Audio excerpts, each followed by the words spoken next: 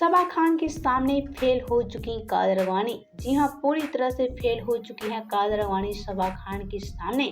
सबा खान भारी पड़ने वाली हैं कादर रानी पे। तो वीडियो में आगे बढ़ने से पहले वीडियो को लाइक कर ले और चैनल को सब्सक्राइब कर ले। तो जी हाँ, आजकल सबा खान कादर रानी की औकात दिखा चुकी हैं। जी हाँ, कादर रानी पे काफी भारी पड़ चुकी हैं सबा खान। संघर्ष 2 में कादर रानी का जगह लेकर सबा खान कर दी है बड़ा हंगामा।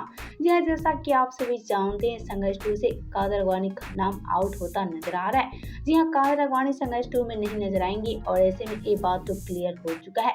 लेकिन एक तरफ संघर्ष 1 में कादर रानी खेसारी के साथ नजर आई थी, लेकिन इस बार संघर्ष 2 में कादर रानी खेसारी के साथ नजर नहीं आएंगी।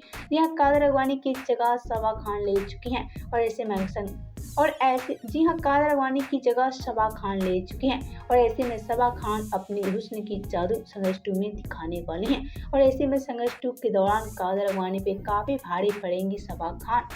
जी हाँ, अगर संघर्ष 2 में कादर रानी के पास सबा खान नजर आएंगी, उसके पास सबा खान के सामने कादर रानी पूरी तरह से फेल हो जाएंगी।